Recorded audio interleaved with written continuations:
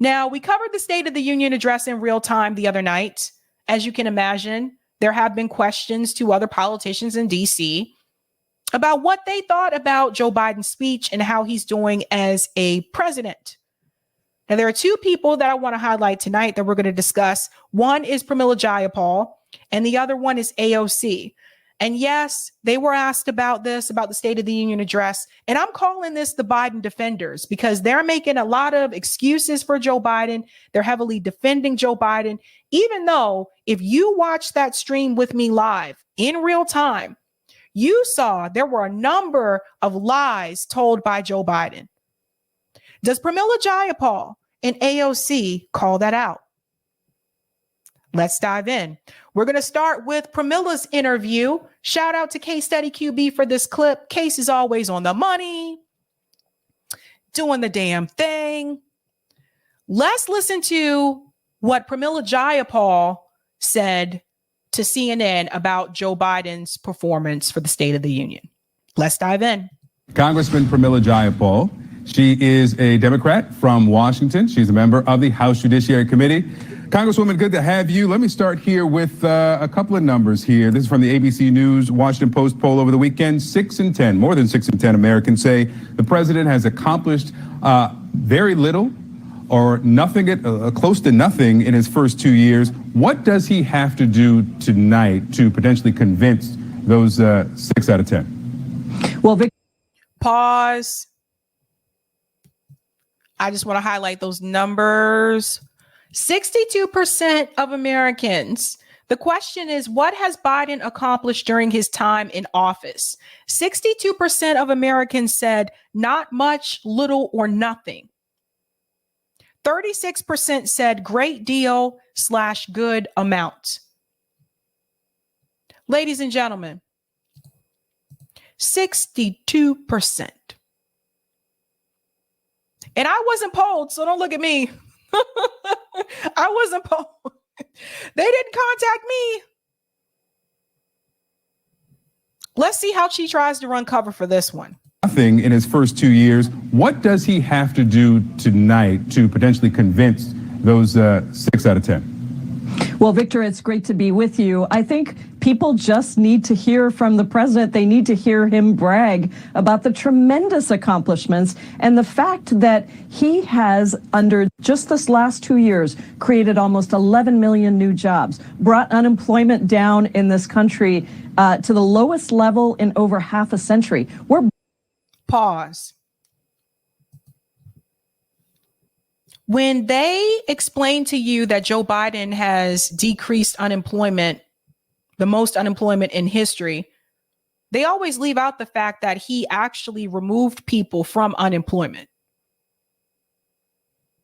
Sorry, I think that piece is important to mention, that Joe Biden kicked people off of unemployment. So of course, your unemployment numbers are going to be historically low when you've kicked all those people off. That happened on Labor Day, by the way. She leaves that out. Ro Khanna leaves that out. Everyone that mentions this statement, they leave that out. 2, Amazon, Google, Facebook. Those are just the few companies that have announced that they are laying off thousands of people. And I don't mean 2,000. We're going double digits here. 10,000 people, 11,000 people, all these companies laying employees off, and they continue to lie about the unemployment rate. They continue to lie about the economy as if we don't have 2 eyes and ears. And we see these announcements being made by these companies as if we don't know any better. For Americans who can't afford the groceries at the grocery store right now, do you think the economy is working out well for them? For the people who worked at those companies that I just mentioned, and those are only a few, that just lost their job, do you think this economy is working out well for them? They don't even mention it. They don't even mention it at all. Building things in America again. Now, some of these things haven't happened across the country yet because legislation takes a while to actually show up in districts. But Legislation takes a while when you want it to take a while, because let's remember how fast they moved on legislation in reference to the railroad workers asking for paid sick days. They moved very quickly on that. They moved very quickly on legislation to give billions of dollars to Ukraine. Let's all remember that. So the legislation moves fast when they want it to. The legislation seems to move slow when you're doing something for the American people. You know, I do know that seniors across the country are already feeling the effects of having $35 cap on insulin. These are all the things that I think the president will talk about tonight, and he will make sure that people understand this is a new era where this Democratic Party, this president, care about working people, not about the wealthiest corporations and individuals that got big tax breaks under Donald Trump, but you mean some of the same tax breaks that Joe Biden continued? See, this is why I can't interview these people. I can't interview these people. I can't.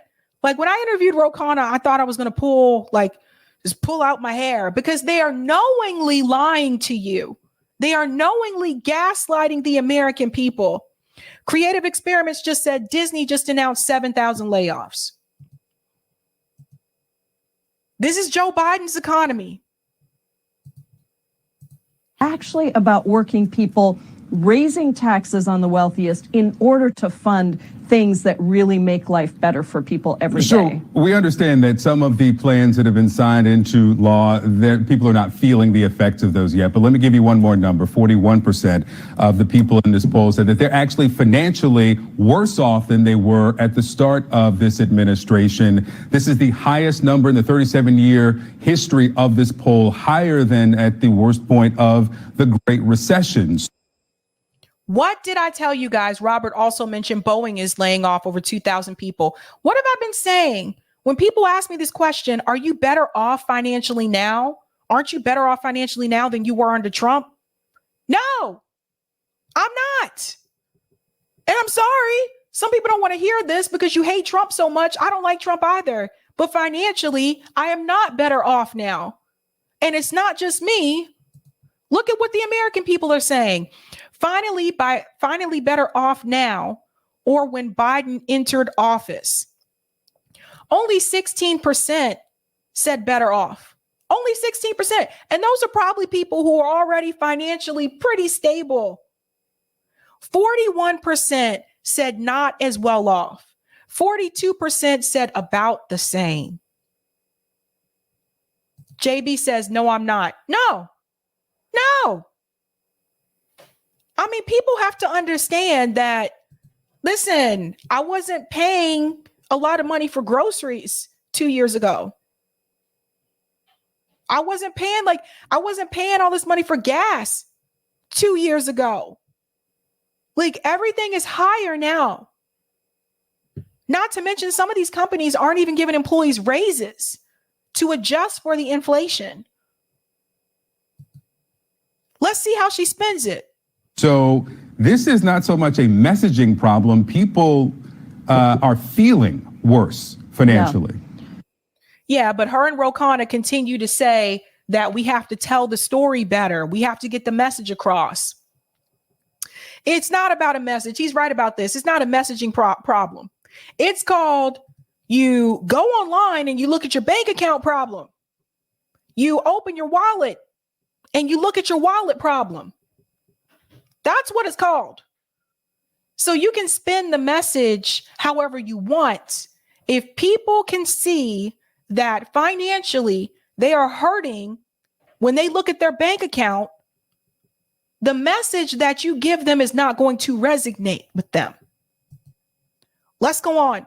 Yeah, I mean, look, it's true that we are coming out of one of the worst economic crises in the history of this country. COVID combined with the economic crisis, that was a tremendous amount of pain that people went through under the last administration, under the last president. This president is the president that actually got shots in arms, that kept small businesses going. I don't expect that people will feel like everything is great, because the reality.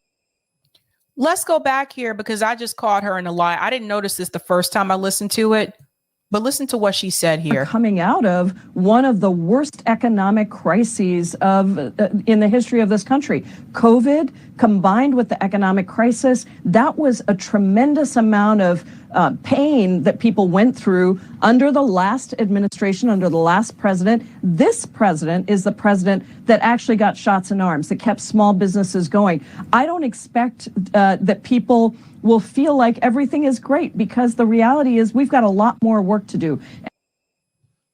Let's talk about the small businesses here. I want to remind you, because somehow some people seem to have amnesia. But for those of us that live in states that shut down during the pandemic, that was the governor's choice. My governor made the decision to shut down Massachusetts. And before anyone comes at me and says, well, those were those Democrat governors, my governor was a Republican. Okay. The governors made those choices. Trump didn't make that choice. He left it up to the states. So there's that. And then two, where she says like he saved these small businesses. That's interesting because a lot of the small businesses in the Boston area closed down for good. They closed permanently. You're talking about those PPE loans that some people didn't even get? Not to mention they didn't go to some of the people they were supposed to go to. Some people didn't get them at all that were supposed to get those. So I'm sorry, but come here to Boston, take a walk with me, and I'll show you all the businesses, all the small businesses that closed indefinitely. Let's go on. And Victor, I think you're going to hear the president tonight talk about the biggest inflationary costs that families are facing, things like childcare and housing. Those are the things that are still to do in the president's agenda that he laid out that we got. How are you going to leave out food? How are you going to leave out childcare and housing? Are you seriously going to sit here and pretend like the grocery store prices aren't high? How do you leave out food? Newsflash, not everyone has kids, so not all of us have to pay for childcare, but all of us need to eat. Okay. And you don't remember to mention food. Very close to accomplishing last session, but that we are going to get done once we have majorities again. So I think you'll hear, of course, what we've done, but absolutely recognizing that Americans are still feeling pain and that this president is going to use executive action, things like raising the overtime threshold to give workers, 30 million workers across the country. Then why hasn't he done it yet? If he can do this by executive action, why wait and do it later instead of having already done the first half? Excellent question. You know what? I'm going to give you your props. I am going to give you your props for that one. If he can do it by executive order, why not just do it now? Look at the expression on her face, though. Oh, okay. Well, I think he's already done a lot by executive action. As you know, he raised, federal contractors' minimum wages to $15. This is a talking point. See, this is a strategy that they use. So she doesn't really have to answer the question. And a lot of politicians do this. What they'll do is that they'll tell you what that person did in the past so that they don't have to answer for what they're not doing in the present. Ro Khanna does this. Pramila Jayapal does it. AOC does it. A lot of politicians do this so that they don't have to admit that Joe Biden isn't doing what he should be doing in the present. So notice she's not answering the question. Fix the ACA glitch to get millions more health care. There's more health care, more Americans covered under the Affordable Care Act than ever before. So he has been doing that. He will continue to do that. But I think the key message here, Victor, is this is a president who understands how to get things done. This is a Democratic Party that has delivered a lot for people. We have a lot more to do, and we will take that opportunity over the next 2 years, and hopefully when we get the majorities back again in 2024. Did not answer the question. He asked you, why is he not doing those things that need to be done? Why is he not doing it by executive order right now? She didn't answer the question. Foreign policy now. The White House says do not expect the president to speak specifically about the Chinese spy drone. We've been calling it a balloon. Calling it a balloon makes it sound quaint. This spy drone that traveled across the country. Should he? He'll talk about China, talk about foreign policy and the policy toward China, but should he talk specifically about what we watched traverse the country? I don't think he needs to. I think he's already spoken about this. I think he did what he needed to do, which was prioritize the safety of the American people first and foremost, and then shoot it down so that he could collect, so that this administration could collect whatever equipment was on that drone and assess, what exactly happened here. But I think he handled it the right way. This is the moment to talk about his big vision about. Notice the framing. Notice the framing. Notice how they were calling it balloon. They were calling it a weather balloon, and now he's using it's a drone. This is how they get the American people riled up. This is how they instill fear in the American people. Vocabulary is key. The words that you use actually do matter. Some people don't realize this, but it actually does. There's a big difference from saying balloon and saying drone. All of the ways in which he's built diplomatic relations across the world in a way that, frankly, the last president destroyed. It was on this president to build back the credibility of the United States on the global stage. And Victor, I think he's done that. Congress. I don't think he has. I think he's made things worse, just getting us more involved in other conflicts that honestly, we don't really need to be involved in. I'm going to hit some of these comments, and then I'm going to show you what AOC said in response to the State of the Union address. Thank you for the super chat, radical leftist extremists. Artificial intelligence is about to steal tens of millions of jobs. Mark my words, California will look like Cleveland. This is something that Andrew Yang has been warning people about. Andrew Yang came on here and we did not agree on a lot in reference to policy. But one of the things where we do agree is about automation, and it is a problem, and it's happening faster than people may realize. Having worked at MIT, haven't been around like some of the technology, which this is not secret. These are things that have already been published. Just put that out there. It's coming faster than you think. They have robots that can hunt down people. They got robots that can do the work for you. So I think people need to pay close attention to that. Thank you for the super chat, Coca-Cola. Thank you for what you do. I learned so much from you and your guests. Thank you so much for that. At Kids says, Sabby, please consider in 2021 per Money Watch, Biden's stimulus plan offers less help for small businesses. Here you go. And the Oracle says she's already posturing for 2024, trying to segue away from the present. Yeah. Anything to prevent you from looking at things the way that it is, or for what it really is. What happened here? Oh, let me bring up the AOC one.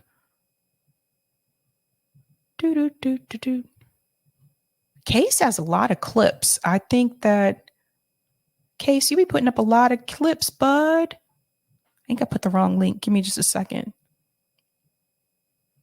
That was about climate change, Jayapal. Not more Rokana. Let me see. Make sure I went to the right one. Just give me a second, guys. I'm just looking up that, which I thought I had that here and somehow. Oh no, not Jim Clyburn. Okay, I know I went too far if I see that. Bring that back. Go ahead and hit that like button, guys, if you haven't had a chance to do so. That will push me up into the algorithm. You guys know why I'm looking for this. You know what song I heard today? Have you ever heard this song by this group called the Ting Tings? The song is called That's Not My Name. I heard that song earlier today. I love that song, by the way. And I'm not here to get it stuck in your head or anything. Or maybe I am. All right, I found it. That's not my name. That's not my name. They call me Stacey. Described it as the most combative. All right. Here is AOC's response in reference to the State of the Union address and how she thought Biden did. So this interview is with Rachel Maddow. So here we go. Our take from our studio view of the president's speech tonight was that it was unusually interactive. Lawrence O'Donnell used the word combative, described it as the most combative State of the Union speech that he'd ever seen. That was our impression from here. What was your impression in the room, and what did you make of the president's remarks? Absolutely. I may not have served as many terms or have as much experience as other members, but this is my, fourth or fifth now, and I have never seen a State of the Union that was so disrupted by members of either party. Even under President Donald Trump, we saw nowhere near the level of jeering, interruption, etc., that we saw by some of, I want to say the extreme elements of the Republican Party, but they are now being embraced and uplifted as the center of the Republican Party. It's really shocking. Even the things that the overall Republican Party refused to stand for, paying public school teachers, public health policy, basic education policy, raising the wage for some of our lowest paid workers in the United States. You know what's really interesting? You can tell she's just pulling things out of her ass because she's just saying things that a lot of people already know, obviously, about the right. She's just pulling words it's just word salad for her. Some of the things that she mentioned, I want to remind people that her Democrat colleagues also oppose. Let's remember it was 7 Democrats that voted against the $15 minimum wage. Let's remember that the Democratic Party does not want Medicare for all, so much to the point that people like AOC who ran on it don't even talk about Medicare for all anymore. So let's stop pretending that the Democratic Party under Joe Biden is like this far left, radical, let's get out there and help the workers type of party. How can you talk about wages and workers, AOC, when you were a strike breaker, when you voted against the railroad workers having paid sick days, when you voted against the railroad workers being able to go on strike? How can you even come out here and say that and make it seem like it's just something that the right is against when you yourself voted against very legislation to give the railroad workers the right to go on strike? Actress of the Year award goes to her. This should be really basic stuff, sky is blue kind of stuff. And the Republican Party, I think, really showed the country who they are tonight, that they have been taken over and that this isn't some right wing. This is the ethos of the modern Republican Party. Weren't you supposed to take over the Democratic Party? Wasn't AOC, Ilhan Omar, Rashida Tlaib, Ayanna Pressley, wasn't the squad sent there to take over the Democratic Party? Guys, please pay close attention to the rhetoric that is being used. She just told you these far right politicians have seemed to taken over the Republican Party. And she says it, the takeover part, in a negative way, which is exactly what she was supposed to do with the Democratic Party. So who is AOC really? Who are they really? She is letting you know, if people don't see it, still don't see it, I hope you see it now. She's letting you know that she is never going to be one of those people that tries to take over the Democratic Party or goes against Democrat leadership. She's letting you know with her own words. We did see the president focus on economic issues and sort of bread and butter issues and working families, middle-class families, practical issues throughout almost the duration of his speech. He talked a little bit about Ukraine. He talked a little bit about the Roe versus Wade decision for a little bit. He spent considerable time on police violence and trying to get some sort of police reform. But we really saw him talk about nuts and bolts stuff, kitchen table stuff, wages, dignity of work, jobs, healthcare costs, access to healthcare. I have to imagine that in your district, given its profound diversity, both ethnic and economic diversity, that has to be I'm guessing that has to be welcome, just in terms of that being such a large focus of the president's remarks. Yeah. Ask the people in her district how she treats them. Ask the people in her district how she responds to them still struggling financially under these high prices. Ask. I've played the videos on here where she's been interrupted at these town halls by people who live in her very district, the people who some of them actually canvass for her and phone bank for her. She doesn't care about the people in her district. She's in now. She's made friends with the right people and she's rubbed elbows with the right people to continue her career as a politician in the Democratic Party.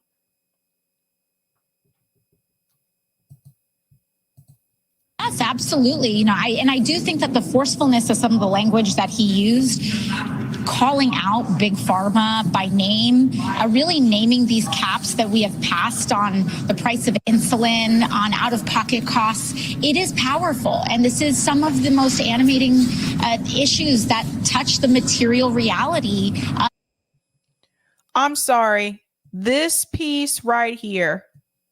Forcefulness of some of the language that he used, calling out Big Pharma by name. Calling out Big Pharma. If you watch the State of the Union address with me, don't you remember when we pointed out that he said to the Republicans, don't worry, Big Pharma is going to be okay.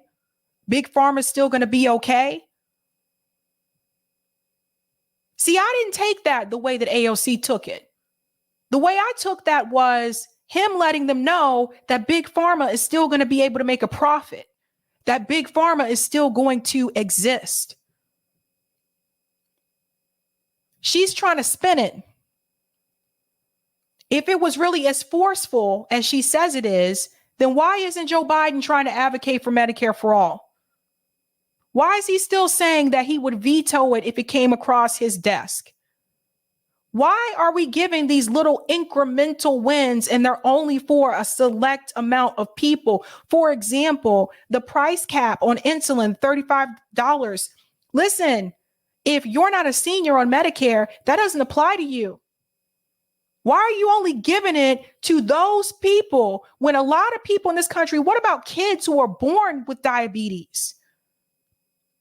What are they supposed to do? What about the parents who are working class that has a child that is diabetic and they still have to ration their insulin? Why are you only giving that to people who are 65 and up that are on Medicare? There's nothing radical about that, AOC. There's nothing radical about that when you have a child poverty rate in this country that continues to increase. And I don't want to hear they got rid of half the kids. They kicked half the kids off of poverty. You still have over 50% that is still living in poverty. And you ended the child tax credit early. So those people, a lot of those kids are right back where they started. Really naming these caps that we have passed on the price of insulin, on out-of-pocket costs, it is powerful. And this is some of the most animating issues that touch the material reality of everyday Americans. I think he did a good job of that while also not letting off corporate greed. As you know, he called out the profit margins of big oil. I mean, I think that it was definitely... He supports fracking, AOC. He's still supporting fracking. He's still supporting some of the oil projects that's happening off the coast of Texas. So you either didn't do your research or you're lying on purpose. Impactful, and it was surprising, I think, even to some of us, compared to some of his past State of the Unions. Let me ask you about... Compared to some of his past State of the Unions. There was only one other one. What are you... You know, she throws out the same, pay attention to the words that she uses. A lot of times you'll hear her say impactful. Pay attention to that. She uses buzzwords to make it sound like she knows what she's talking about. But a lot of times, if you pay attention to AOC, she does not know what she's talking about. She just throws in these filler words to make it seem like she does. Something I just referenced a moment ago, but let me just ask you in detail about what you thought about the president's lengthy and I thought quite empathetic remarks about police violence. He talked about how members of law enforcement are risking their lives when they put on the shield and that they deserve to come home just like the communities they protect. But community members deserve to come home too, and there have been too many people killed and it's not getting better fast enough. And he spent a lot of time engaging with Tyree Nichols' parents who were there in the gallery watching. And we know so many other family members of people who've been killed by police were there tonight in the room to pay witness. What do you make of the president's remarks and about what he's substantively proposing? You know, I was surprised by the president's remarks and his focus on reform, or focus on justice, and really his focus on centering the families that have been so deeply impacted by police violence and police brutality. Why were you surprised by that when he invited George Floyd's family to come to the White House? This is not the first time he's focused on those families before. Focusing on the families and mentioning the issues that we already know exist doesn't solve the problem. When you are continuing to fund the police, you're complicit with a part of the problem. When you're continuing not to take apart these for-profit prisons, you are continuing the problem. When you participated in writing the crime bill, you participated in this problem. You have the authority. There are things that you can do by executive order to put the balance in place, and he is choosing not to do that. So I'm sorry, but when you appear on stage and you already point out that there's police violence and police brutality and the training and we need reform, these things are not new. It's nothing I haven't heard before. And anyone who's any type of abolitionist has heard these statements before as well. We don't need you to come to us and continue to tell us what the damn problem is. We know what the problem is. What you're supposed to do is you're supposed to fix it. And you do not fix it by giving the police more money. And really centering this discussion around reform. If you contrast that with his speech just a year ago, where, you know, this two-dimensional frame of fund or defund, and it was, we're going to fund the police. This is a very different conversation, and one that advocates have been asking for a. It's not a different conversation. It's not a different conversation. Last year, he also said that we need to pass the George Floyd Policing Act. See, I remember all of this. He said we need to pass the George Floyd Policing Act, which also gives more money to the police. So anyone who is advocating for this, they need to fully understand, if they have not looked at the bill, the George Floyd Policing Act also gives more money to the police. Why else would he support it? In reference to police reform, he mentioned that last year as well. This is not a new thing that he's mentioning. AOC is trying to make it seem like he never mentioned this before. That is a lie. You can say both. And that's what he's doing. He's talking out both sides of his mouth. He's saying you need police reform, but he's also saying you need to fund the police in order to get that reform. And that's the piece that AOC is leaving out. Long time. See what is happening on the ground. See and acknowledge the reality that our communities are experiencing, and that this is a problem that has gone unaddressed for far too long. And so for him to stand up there, to name, the George Floyd Justice and Policing Act, which in and of itself, advocates already believe that it doesn't really go far enough to address the core underlying issues. But still, for him to name this legislation, it's a long way from. No, it is not a long way, AOC. As I just told you guys, he mentioned this last year. I don't see how the American people fall for this, man. I don't see how people fall for this garbage. Just a year ago, where it was really just about how much more money can we pile into these local departments in order to fix this issue. It was not just about that. See what AOC is trying to do? Why do you guys think they're interviewing the so-called progressives? Why do you think they're interviewing them?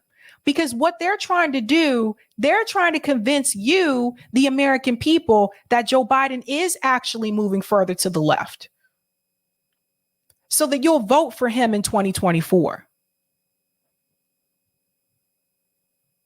Because why, if someone like Marianne Williamson is going to challenge Joe Biden, or possibly maybe Anita Turner, anybody trying to primary challenge Joe Biden, if the progressives have already convinced you that Joe Biden is moving further to the left, why would you then even want to support the person primary challenging him?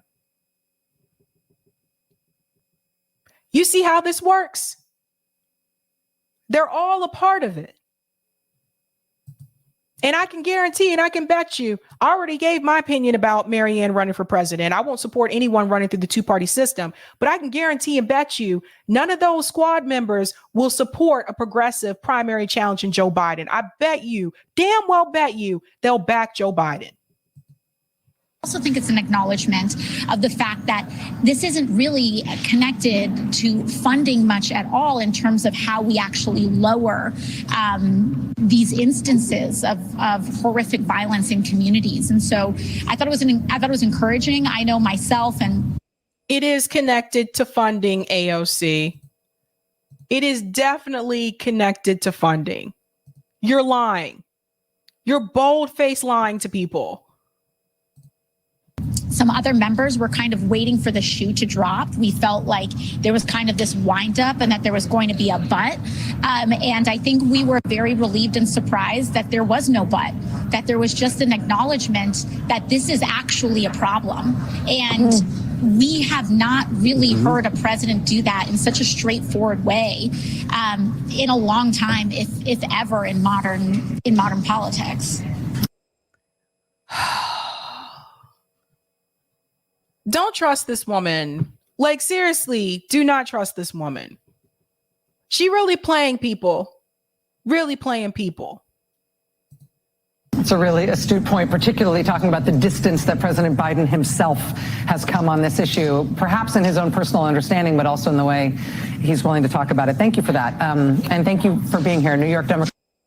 I feel like I'm the only one that actually listened to what he said last year. I don't know. Maybe it's just me. Because I definitely remember him making those same comments. He was trying to say both. He was saying you needed reform. He was saying pass the George Floyd Policing Act, but he was also saying fund the police. He was saying both at the same time. So he don't look bad to the police, but he don't look bad to Black communities. And using the victims' family members as props. Such a joke. Such a joke. I'm going to go to some of the comments here. Thank you for the super chat at Kid. Propaganda for the balloon is conditioning U.S. population to support war against China, similar to WOMDs in Iraq. That's right. That's right. Debo says she's now one of the worst politicians, swindled millions of working Americans out of their hard-earned money, and has never delivered on anything. A fraud. She is. But like I said, she checked off all the boxes. Who can we pick that will actually have a significant chance of winning, that the American people will actually,